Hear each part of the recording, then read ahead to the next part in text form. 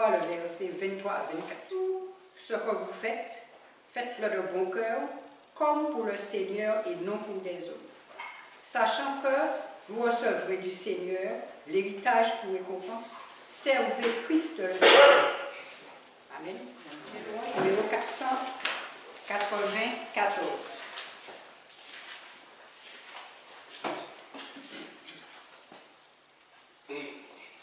Jésus tout maître, règne sur moi, soumets mon être, sois en le roi. Je suis argile, toi le potier, rends-moi docile, ton prisonnier. Jésus, lumière, pénètre en moi, éprouve éclaire ma faible foi. Plus blanc que neige, rends-moi Seigneur, et de tout piège, garde mon cœur.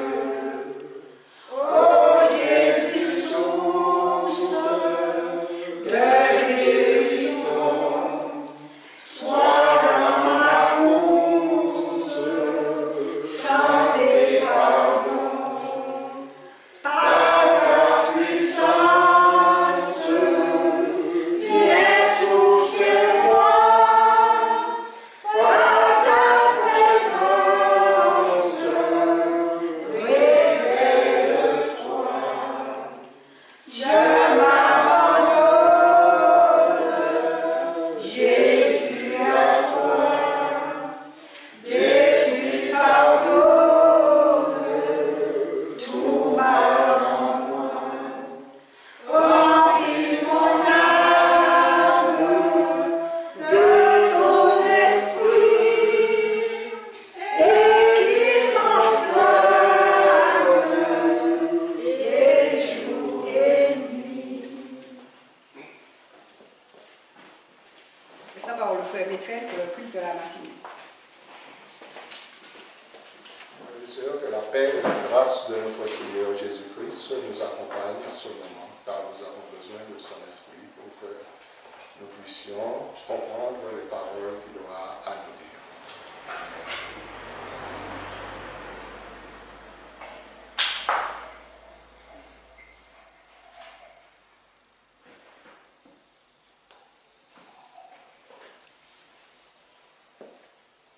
Aujourd'hui, frères et sœurs, c'est le premier sabbat de l'année 2020. Le Seigneur nous a fait grâce le long de cette année 2019.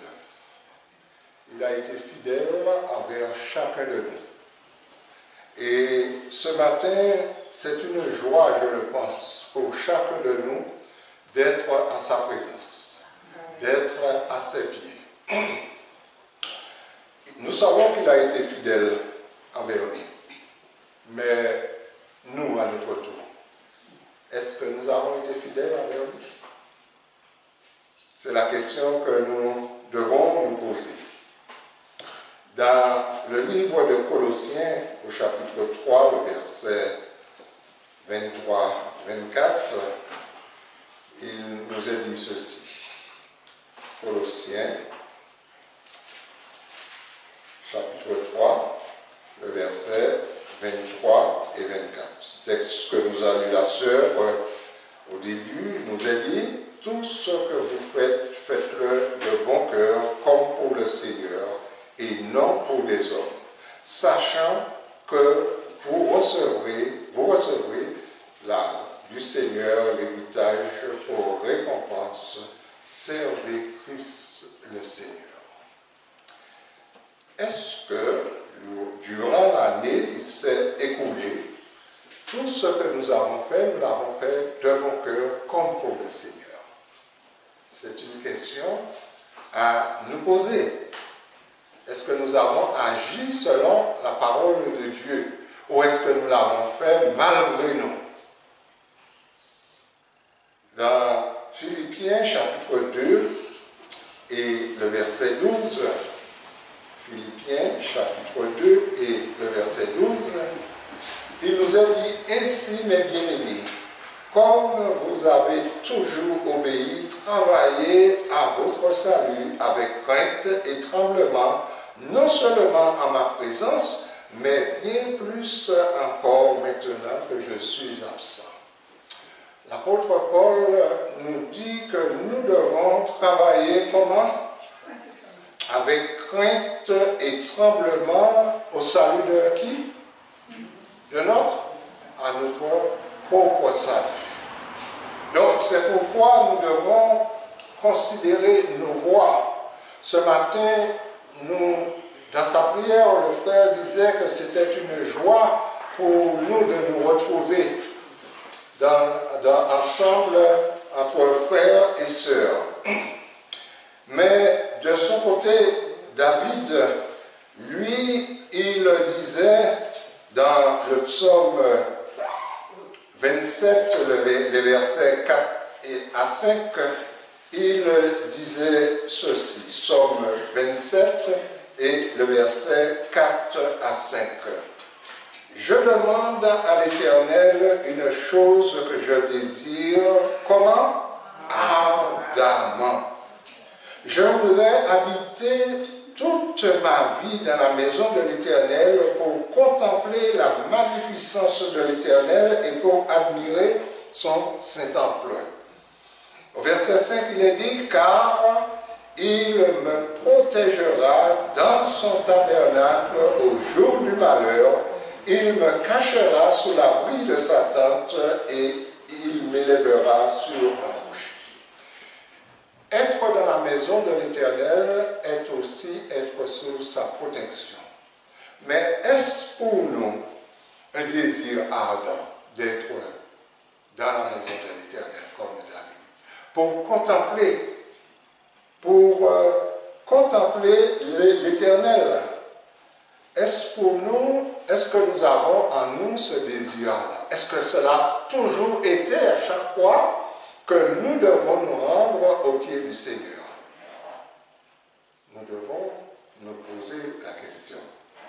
Dans le psaume 23, il dit, au chapitre 23, le verset 26, il est dit: oui, le bonheur et la grâce m'accompagneront tous les jours de ma vie et j'habiterai dans la maison de l'Éternel jusqu'à la fin de mes jours. Avons-nous cette intention en nous de demeurer en l'Éternel jusqu'à la fin de nos jours? Si la parole de Dieu dit: si vous avez goûté que l'Éternel est bon, nous devons quoi faire alors? Abandonner à cause des difficultés? Nous devons persévérer, car il est dit que c'est celui qui persévérera jusqu'à la fin qui sera sauvé. Sommes-nous dans la joie, frères et sœurs, d'être à cette place ce matin dans la maison de Dieu? Ou pensons-nous nous serions mieux ailleurs? Sommes-nous dans la joie à écouter la parole de Dieu en ce matin? Dans le psaume 122, le psalmiste dit ceci, psaume 122 au verset 1er. Je suis dans la joie quand on me dit: allons à la maison de l'Éternel. Est-ce que nous trouvons une joie d'aller dans la maison de l'Éternel? C'est à nous de savoir et à nous de répondre. Vous savez, dans le monde, frères et sœurs, dans cette période de temps où nous vivons, à la fin de l'année, au début de l'année, nombreux sont les grandes enseignes qui ferment le porte. Ils font une pause pour faire l'inventaire de ceux qu'ils ont vendus durant l'année, de ceux qu'il leur reste un stock, de leurs pertes, pour savoir comment agir, prendre un nouveau départ. aussi à faire un inventaire. Vous me direz certainement, je n'ai pas de commerce. Je suis d'accord avec vous. Mais sachez que nous avions eu un engagement avec notre Seigneur au début de l'année 2019. Ne devrions-nous pas nous aussi faire un inventaire de ce qu'a été notre vie avec par rapport à l'année 2019 pour prendre de nouvelles dispositions ce jour pour pouvoir dire Seigneur, je n'ai pas été fidèle durant cette année, mais pardonne-moi et permets-moi de l'être. Nous savons que de nous-mêmes, nous avons en nous beaucoup de bonnes résolutions. Et il est dit que l'enfer sera pavé de gens de bonnes résolutions. Mais ce que nous voulons, c'est que le Seigneur agit en nous. Puisque nous savons pertinemment que de nous-mêmes, nous n'avons pas cette force pour pouvoir faire la volonté de Dieu seul. Si le Seigneur n'agit pas en nous, nous ne pourrons pas avancer. Donc, qu'est-ce que la parole de Dieu nous dit? Mais nous nous sommes engagés avec le Seigneur au début de l'année 2019. Et nous lui avons promis d'être fidèles, n'est-ce pas ce que nous voulons? C'est-à-dire que nous avons voulu que nous soyons encore plus près du Seigneur durant l'année 2019. Mais quand même, qu'en est-il en réalité? Est-ce que nous avons été plus près du Seigneur ou encore plus éloignés? Nous avons à faire un bilan. Avons-nous été assidus dans la lecture de la parole de Dieu? Avons-nous apprécié les prophéties? Avons-nous été assidus dans l'étude de l'esprit de prophétie? Nous nous posons la question. Ou alors étions-nous tellement occupés que c'était de temps en temps, d'une manière discontinue, que nous avons ça et là regardé, jeté un œil. Nous nous sommes cependant engagés. Et ce que nous avons demandé au Seigneur, il nous l'a accordé. De sorte que nous sommes ici en ce matin. Nombreux sont ceux qui n'ont pas vu l'année 2020. Nombreux sont ceux-là. Et qui auraient aimé être là.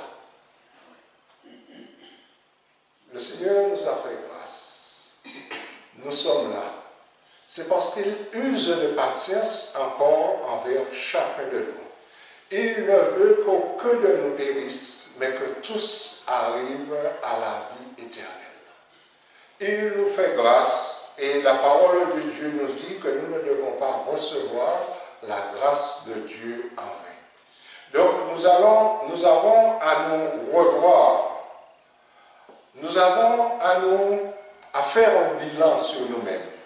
Et même si nous n'avons pas de commerce, mais la parole de Dieu nous dit dans le livre de 2 Corinthiens au chapitre 5, le verset 13, 2 Corinthiens, chapitre 13, le verset 5. Ici, il nous est dit, l'apôtre nous dit à travers ces paroles, examinez-vous vous-même pour savoir si vous êtes dans la foi. Éprouvez-vous vous-même. Ne connaissez-vous pas que Jésus-Christ est en vous, à moins peut-être que vous ne soyez réprouvés. Ici, nous avons à faire un examen de conscience dans notre relation avec notre Dieu. Et la Bible nous dit ici que nous devons nous examiner nous-mêmes. Est-ce que notre qui doit le faire pour nous? Nous devons être sincères avec nous-mêmes et faire cet examen de conscience, afin que nous puissions voir notre situation devant le Seigneur. Et à partir de ce moment-là, il nous est dit, pour savoir si nous sommes dans la foi, nous devons nous éprouver nous-mêmes. Ne reconnaissez-vous pas que Jésus-Christ est en vous? Est-ce que nous reconnaissons cela? Que Jésus-Christ est en nous. Paul, à un certain moment de sa vie, disait, si je vis, ce n'est plus moi qui vis, mais c'est Christ qui vit en nous. Est-ce que je peux dire ça ce matin? Moi, qui vous parle? Je ne pense pas que je peux le dire ce matin. Car j'ai comme chacun de vous à m'examiner et à voir que par rapport à la parole de Dieu, que je ne suis pas encore ce que le Seigneur veut que je sois. Et j'ai encore un travail à faire sur moi-même. Et je pense qu'il est valable aussi pour chacun de nous. Que nous avons un travail à faire sur nous-mêmes. Il nous a dit,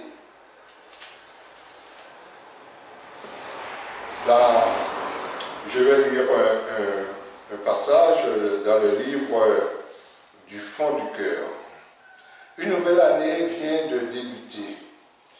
Cependant, avant d'y entrer pleinement, nous sommes invités à faire une pause et à nous demander quel bilan pouvons-nous faire des événements de l'année écoulée qui appartient désormais à l'éternité.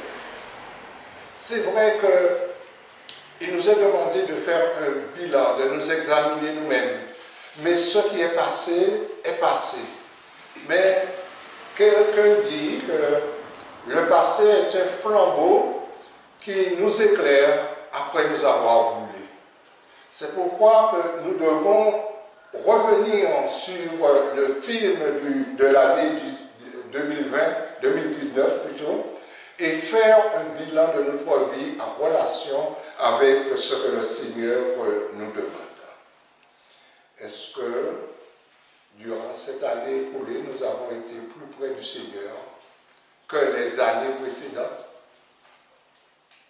Car le but c'était cela, d'être plus près de toi, Seigneur.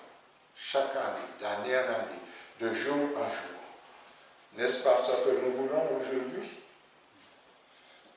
Il nous a dit à cette période importante que Dieu nous aide à ne pas nous laisser absorber par les sujets qui pourraient nous empêcher de consacrer du temps à un examen personnel sérieux, objectif et sincère. Que rien ne puisse nous empêcher, quelle que soit l'occupation que nous pouvons y avoir, cela ne devrait pas nous empêcher de faire cet examen. Il nous a dit un examen personnel. Ce n'est pas quelqu'un d'autre qui doit le faire pour nous-mêmes. C'est nous-mêmes qui devrions le faire. Un examen sérieux, un examen objectif, un examen sincère. Dans le livre de Jean, au chapitre 15,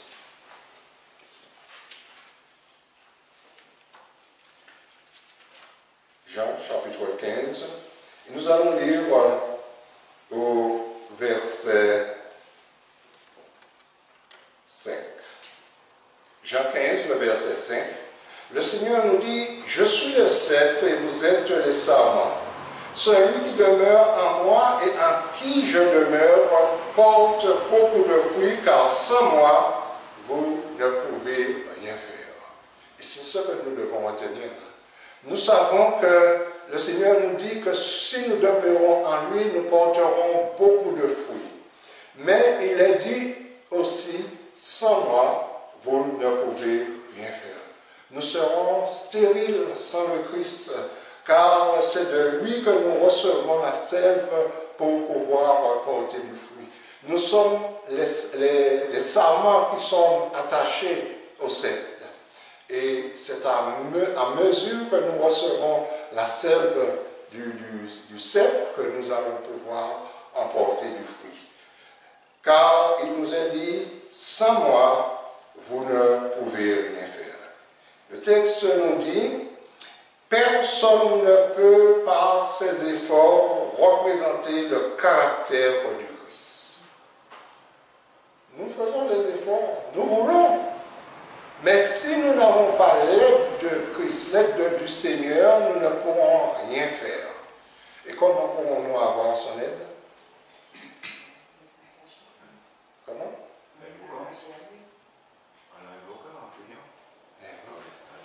Demandez et vous recevrez. Et le Seigneur nous accordera son aide, comme il a toujours fait dans le passé. Mais si Jésus ne vit pas dans votre cœur, son esprit se révélera en chacun de nous. Pardon, je reprends. Si Jésus vit dans notre cœur, son esprit se révélera en chacun de nous. Il palliera à tous nos manquements. En avons-nous des manquements? Nous en avons. Et n'est-ce pas, avec beaucoup d'efforts que nous faisons pour pouvoir pallier à ces manquements? Mais il est dit, seul si l'Esprit de Jésus demeure en nous, eh bien, il palliera à tous nos manquements. Dans le livre de Philippiens, au chapitre 2,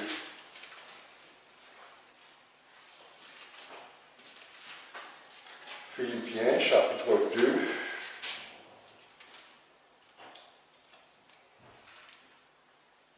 et le verset 13. Car il est dit ceci, car c'est Dieu qui produit en vous le vouloir et le faire selon son bon plaisir. Souvent on dit, je veux faire. Mais là, l'apôtre nous dit que c'est Dieu qui produit en vous le vouloir et le faire selon son bon plaisir. Donc si l'Esprit de Dieu ne nous habite pas, nous allons agir, certainement, mais pas pour notre salut, ni pour ceux des autres. En ce début d'année, ne désirons-nous pas vivre une expérience nouvelle et authentique dans le domaine spirituel? Maintenant, est-ce que c'est notre désir de vivre une expérience nouvelle, authentique dans le domaine spirituel? Nous avons certainement fait des projets déjà pour des projets terrestres pour le cours de cette année, mais en avons-nous fait spirituellement? Dans la mesure du possible, efforcez-vous de corriger vos erreurs. Confessez-vous mutuellement vos fautes et vos péchés. Que la patience, la persévérance, la bonté, l'amour règnent en vous, ainsi tout ce qui est pur, aimable et bon caractérisera votre expérience. Dans le même livre de Philippiens, au chapitre 4, le verset 8, il est dit, au reste, frères, que tout ce qui est vrai, tout ce qui est honorable, tout ce qui est juste, tout ce qui est pur et tout ce qui est aimable, tout ce qui mérite l'approbation, qui est vertueux et digne de louange, soit l'objet de vos pensées. Alors, il reste de la place pour quoi là? Si toutes ces choses occupent nos pensées, il n'y a plus de place pour plus rien. Il revient à chacun de nous, individuellement, de cultiver la grâce du Christ, d'être doux, humble de cœur, ferme, inébranlable, ancré dans la vérité. Ainsi, nous pourrons croître en sainteté et être rendus aptes à recevoir l'héritage des saints. commençons cette nouvelle année en annonçant totalement, en renonçant plutôt totalement à nous-mêmes. Vous avez entendu ce qu'il est demandé là? De commencer cette nouvelle année en renonçant, pas partiellement, totalement à nous-mêmes. Qu'est-ce que cela veut dire? Qu'est-ce que cela veut dire? C'est renoncer à nos ambitions, renoncer à nos projets, renoncer à notre grandeur, renoncer à notre grand savoir qui nous fait déraisonner souvent. Renoncer à tout cela. Et puis, qu'est-ce que nous sommes après ça? Qu'est-ce que nous sommes après ça? Nous n'avons plus rien. Un instrument entre les mains de Dieu. Voilà. En revêtant Christ, nous aurons tout. Et plus encore. Le Christ disait à ce jeune homme riche qui avait beaucoup de biens, il lui disait, va, vends tout ce que tu possèdes, donne-lui aux pauvres. Il serait malheureux après ça. Il serait pauvre aussi après ça. Mais non. Mais le Christ lui dit aussi, et tu auras un trésor dans le ciel. Qu'est-ce qui nous intéresse? Le trésor sur la terre ou le trésor au ciel? Mais lui, il a préféré ce qu'il voyait sur la terre, des choses périssables. Est-ce que nous aussi, nous préférons les choses périssables? Nous savons que tout ce que nous avons ici-bas, frères et sœurs, un beau jour, tout cela va disparaître. Nous savons ce qui se passe en Amérique lorsqu'il y a le feu. Des belles maisons s'envolent en un instant. Où est-ce qu'il y a du feu encore là? En Australie. La température même est irrespirable, 50 degrés. Donc, mais pourquoi investir sur la terre? Les tremblements de terre, nous avons Haïti, nous avons beaucoup d'autres exemples. Hein? Qu'est-ce que nous avons à investir sur la terre alors que le Seigneur nous demande d'investir et qu'il est déjà allé nous préparer une place? Nous savons que nous avons une demeure qui nous attend dans les cieux. Et le Seigneur nous invite à renoncer à toutes ces choses pour pouvoir avoir un héritage dans le ciel, un héritage qui est sûr. Alors, il nous a dit, je reprends, non, commençons cette nouvelle année en renonçant totalement à nous-mêmes. Prions afin que nous sachions faire preuve de discernement et être toujours dignes représentants du Christ. Nous devons prier pour que nous puissions avoir l'œil de discernement et être un digne représentant, des dignes représentants du Christ. Dans le livre de Matthieu, au chapitre 16, le verset 24, Matthieu, chapitre 16, le verset 24, alors Jésus dit à ses disciples, « Si quelqu'un veut venir après moi, qu'il renonce à lui-même et qu'il se charge de sa croix. » La croix, frères et sœurs, c'est quelque chose de lourd à porter. Mais Jésus nous dit de renoncer à nous-mêmes, à nos terres, nos maisons, nos biens, nos ambitions, toutes ces choses-là, renonce à tout cela, et il ne nous donne pas grand espoir, puisqu'il nous dit que nous devons encore porter, nous charger de notre croix. Et à ce moment-là, nous allons le suivre. Christ s'est chargé de sa croix le premier. Et où est-il maintenant? À la droite de son Père, en train d'intercéder pour vous et pour moi. Et si nous portons notre croix comme Christ nous le demande, eh bien, il est dit, nous avons lu dans le livre des Colossiens, que la récompense est certaine. Dans le livre de Luc, donc là, il nous est dit que nous devons renoncer à nous-mêmes. Mais est-ce qu'il nous est demandé de renoncer à ce que nous possédons? Est-ce qu'il nous est demandé ça? Dans le livre de Luc, au chapitre 14, le verset 33, Luc chapitre 14 et le verset 33.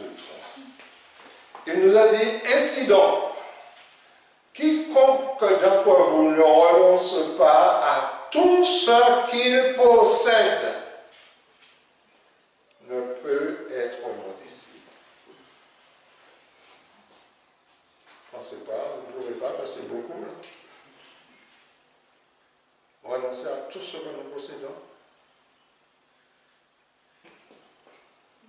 Nous oublions carrément que notre patrie n'est pas sur la terre, mais elle est dans le ciel. Nous sommes loin, frères et sœurs. Très bon, frère. Donc je cherche un texte où il est dit que toutes ces choses que nous avons sur la terre, voilà, 2 Pierre 3, oui, 2 Pierre 3 à partir du verset 10. Le jour du Seigneur reviendra comme un voleur. En ce jour-là, les cieux passeront avec fracas. Les éléments embrasés se dissoudront. La terre, avec les œuvres qu'elle renferme, sera consumée. Et il est dit au verset 11, « Puisque donc toutes ces choses doivent se dissoudre, quelle ne doit pas être la sainteté de votre conduite et de votre piété. » Donc nous devons, cela veut dire que nous devons ne pas nous occuper tellement des choses du monde, mais nous devons nous occuper de notre salut. Travaillez à votre salut avec crainte et tremblement. Dans un autre livre, il nous est dit, c'est le livre Avec Dieu chaque jour. Et il nous est dit, une nouvelle année s'ouvre devant nous, devant vous, ou devant nous. Ces belles pages vierges, l'ange enregistreur s'apprête à écrire. Avec 366 pages vierges, nous en avons déjà utilisé quelques pages déjà, 4 aujourd'hui. Qu'est-ce qui a été écrit sur ces 4 pages déjà? Qu'est-ce que l'ange a utilisé? Qu'est-ce qu'il a noté sur ces 4 pages? Qu'est-ce qu'il mettra sur les 361 restants? Il est dit, votre conduite déterminera la nature de ce qu'il notera. Vous pouvez faire que votre avenir soit bon ou mauvais, que l'année dans laquelle nous venons d'entrer vous soit favorable ou non. Vous avez la possibilité de la rendre heureuse, vous et votre entourage. Comment est-ce possible? Avons-nous cette possibilité de rendre l'année meilleure? Est-ce que l'année sera meilleure en réalité? L'année 2019 sera meilleure en réalité? Non. L'année 2019 n'a pas été meilleure que l'année 2018. Et l'année 2020 ne sera pas meilleure que l'année 2019. Pourquoi? Parce que, frères et sœurs, nous vivons les temps difficiles. Et Paul nous invite à racheter le temps, car les jours sont mauvais. Et il est dit ici que nous pouvons faire en sorte que 2020 soit meilleur que 2019. Est-ce que nous avons cette possibilité? Avec l'aide du Seigneur. Si nous nous laissons gouverner par lui, si nous nous laissons, comment dire, il est dit que l'Esprit de Dieu nous conduira dans toute la vérité. Si nous nous laissons conduire par l'Esprit de Dieu dans toute la vérité, il est certain que 2020 sera meilleur que 2019 et à la fin de l'année 2020, nous remercierons le Seigneur pour son aide, car pour nous-mêmes, ce n'est pas nous qui faisons les choses, mais c'est l'Esprit du Seigneur en nous qui peuvent rendre les jours meilleurs pour nous. Dans le livre de Philippiens, au chapitre 4, le verset 4 à 7, Philippiens, chapitre 4, les versets 4 à 7, il nous a dit ici, « Réjouissez-vous toujours dans le Seigneur. Je vous le répète, réjouissez-vous. Que votre douceur soit connue de tous les hommes. Le Seigneur est proche. Ne vous inquiétez de quoi? De rien. Mais en toute chose, faites connaître vos besoins à Dieu par la prière et des supplications avec des actions de grâce. Faites connaître tous vos besoins. Est-ce que nous nous inquiétons, frères et sœurs? Pour rien. Pour 3 fois rien, nous nous inquiétons. Nous sommes tout le temps inquiets. Lorsque nous entendons de mauvaises nouvelles, lorsque nous entendons des nouvelles de la nature, même le sable du Sahara qui est à son plus haut niveau, eh bien cela nous inquiète. Cela veut dire que nous avons encore à mettre plus de confiance en notre Seigneur. Car lui-même, il nous dit de ne vous inquiéter de rien. Même pas de ce que nous allons manger si nous n'avons pas de la nourriture aujourd'hui, même pas, nous ne devons pas nous inquiéter pour cela. Car il dit que les oiseaux du ciel ne moissonnent ni ne sèment, mais ils ne tombent à terre, pas un seul, sans la volonté du Père. Et il nous a dit aussi que nous devons faire appel à lui dans toutes les conditions. Il a dit que la patience, l'endurance, la bonté, l'amour deviennent partie intégrante de votre personne. Est-ce que nous avons toutes ces caractéristiques? Je reprends. L'endurance, la patience, l'endurance, la bonté, l'amour deviennent partie intégrante de notre personne.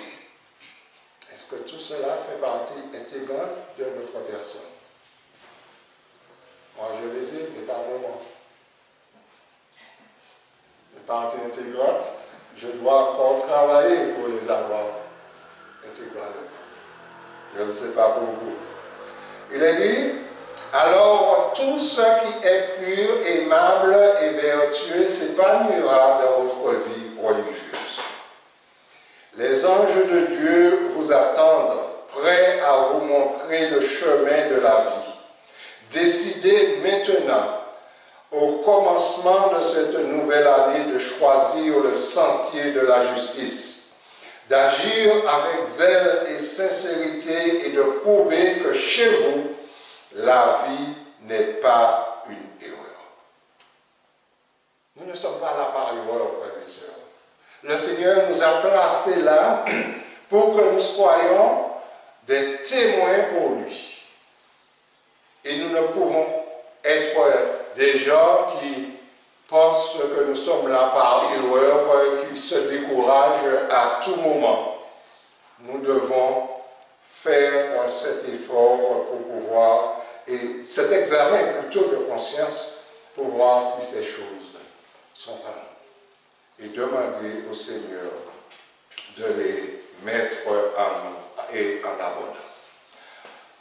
Avancez guidés par les anges célestes, soyez pleins de courage et d'esprit de conquête.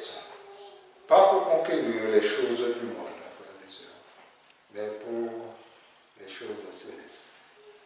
Que votre lumière resplendisse et que la parole des Écritures puisse vous être appliquée. Je vous ai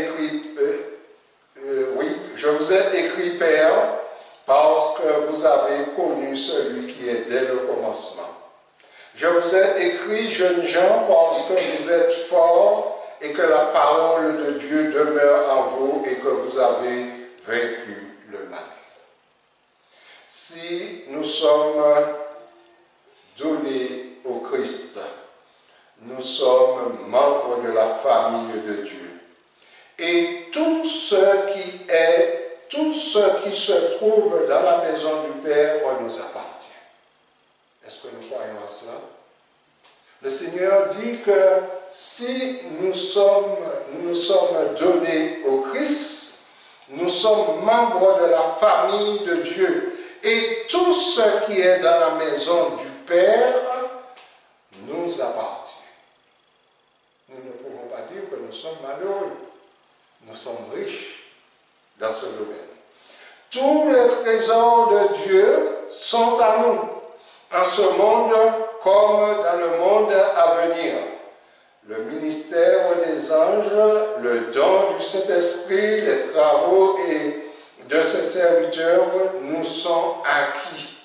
Le monde et tout ce qui le contient est à nous, dans la mesure où cela peut contribuer à notre bien.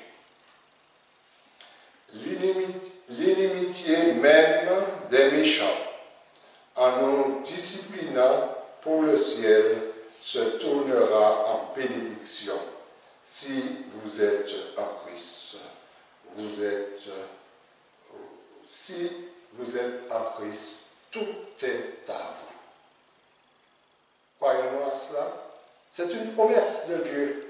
Et nous savons que le Seigneur ne ment pas. Philippiens chapitre 4, le verset 13, il est dit ici, « Je puis tout par celui qui me fortifie. » Je puis tout qui? Par moi-même? Non. Par celui qui me fortifie. Et qui c'est qui me fortifie? C'est le Seigneur qui me fortifie. Remettons-nous, frères et sœurs, nous allons lire un texte de 1 Pierre 1, le verset 10, 1 Pierre 1, et le verset 10.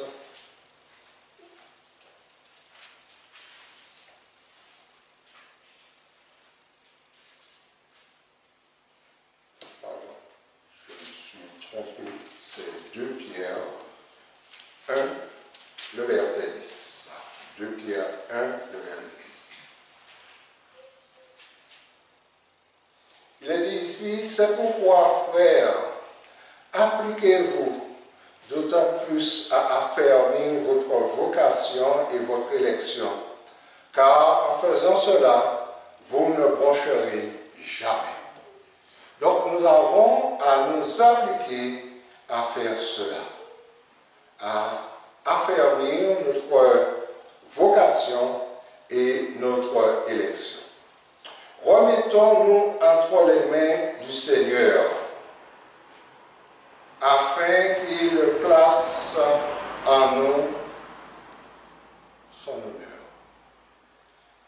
ai dit dans Ésaïe chapitre 41, le verset 10. Ésaïe 41.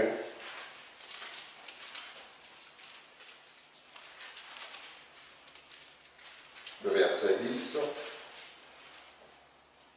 Ne crains rien, car je suis avec toi.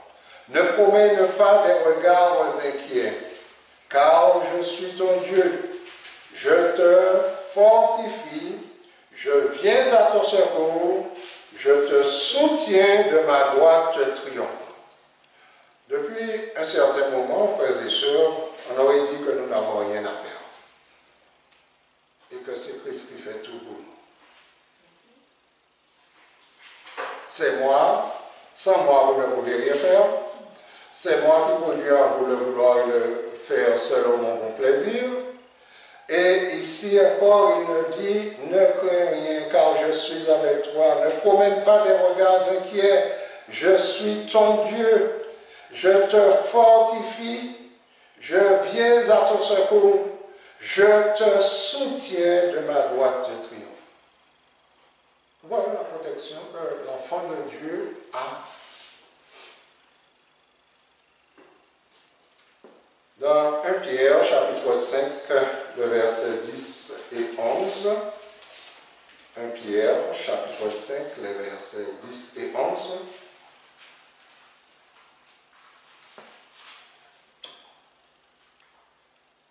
Le Dieu de toute grâce qui vous a appelé en Jésus-Christ à sa gloire éternelle, après que vous ayez souffert un peu de temps, vous perfectionnera lui-même, vous affermira, vous fortifiera et vous rendra inébranlable. Qu'est-ce que nous avons à faire dans cette affaire-là? Nous n'avons rien à faire. La seule chose qui nous est demandée, c'est de nous remettre entre ses mains. Et il dit, à partir de ce moment-là, il prend la direction de notre vie. Le Dieu de toute grâce, pas d'une partie de grâce, mais de toute grâce, vous qui vous a appelé en Jésus-Christ, et même notre appel, ça vient de lui. Ce n'est pas de nous-mêmes. Un jour, nous sommes restés là, et il dit, bon, je vais vers mon Dieu. Non. Ça ne nous intéressait pas à l'époque. Nous étions en train de vivre notre vie, chacun à sa manière, loin de Dieu. Et l'Esprit de Dieu nous a appelés, et maintenant il nous dit cela, il nous a appelés en Jésus-Christ à sa gloire éternelle. Et il nous dit bien, ce n'est pas une videsse qui nous demande parce qu'il nous a appelés, parce qu'il prend la direction de notre vie, nous aurons une videsse. Non, il nous dit bien ici, après que vous aurez souffert un peu de temps, vous perfectionnera lui-même, vous affermira, vous fortifiera et vous rendra inébranlable. À lui soit la gloire au siècle des siècles. Amen. Pourquoi, frères et sœurs, devons-nous souffrir? Jésus a souffert. Comment? Parce que Jésus a souffert. Oui, Christ lui-même. Et il nous a dit qu'il nous a laissé un exemple. Et même à travers sa souffrance, il a été jusqu'au bout de sa mission. Il a persévéré jusqu'au bout. Et ce qu'il nous demande, c'est de persévérer aussi. Et après cette souffrance, il nous a dit qu'il durera un peu de temps, il vous perfectionnera lui-même. Il n'a pas dit quelqu'un d'autre, lui-même. Vous fortifiera, vous affermira, vous fortifiera et vous rendra inébranlable. Voilà ce que le Seigneur veut pour chacun de nous. Ne vous inquiétez douter de rien. Nous n'avons pas à nous inquiéter. Dans le livre de Philippiens, au chapitre 4, 19 à 20, semble-t-il, nous avons Philippiens, chapitre 4,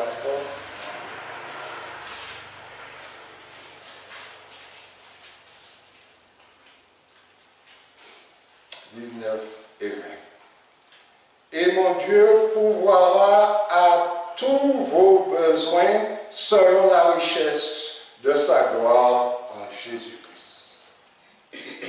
Au verset 20, à notre Dieu et Père soit la gloire au siècle des siècles. Amen. Un verset de Philippiens, chapitre 1er, toujours Philippiens, chapitre 1er, et le verset 6. Je suis persuadé que celui qui a commencé en vous cette bonne œuvre la rendra parfaite pour le jour de Jésus-Christ. Afin que nous soyons prêts le jour où le Christ reviendra et que nous n'ayons pas à dire trop tard. La moisson est passée, l'été est fini et nous ne sommes pas sauvés. Le Seigneur nous dit que, mais il dit dans Ézéchiel, pourquoi mourrez-vous, maison d'Israël? Pourquoi? Il se pose la question. Il est dit que l'année que nous avons entamée, nous pouvons la rendre bonne ou mauvaise par nous-mêmes. Mais ce n'est pas quelqu'un d'autre, ce n'est pas à cause de quelqu'un d'autre. Elle sera bonne ou mauvaise. Mais c'est nous-mêmes, parce que l'année qui arrive, frères et sœurs, eh bien, ne sera pas de tout repos. Mais le Seigneur nous protège, il nous a promis sa protection, mais dans la mesure où nous lui serons fidèles. Puisse le Seigneur nous aider à comprendre, car Paul, à ne pas nous embarrasser avec les affaires de la vie, les affaires de cette vie-là, les affaires de cette terre, ne pas nous embarrasser avec. Car Paul disait pour saisir Christ, il a considéré tout comme de l'argent pour avoir Christ. Nous ne sommes pas encore arrivés là. Et à la fin de sa vie, il disait, je ne pense pas l'avoir saisi. Je cours vers le but. Aujourd'hui, nous sommes en train de courir aussi vers le but. Nous ne pensons pas avoir saisi, car les choses qui arrivent bientôt, frères et sœurs, ce seront des choses terribles. Et des choses que si ceux qui se disent être en Jésus ne le sont pas réellement, ils vont vite abandonner. Puisse le Seigneur nous aider à comprendre et à faire cet examen, chacun de nous examiner nous-mêmes, afin de savoir si Christ habite vraiment en chacun de nous. Amen. Avec les traits pour la parole de Dieu qui nous a enseigné. Je vous invite à envoyer vos emails louanges au numéro 489. Entre tes mains, j'abandonne tout ce que j'appelle mien. Oh, ne permets à personne, Seigneur, dans mon rien.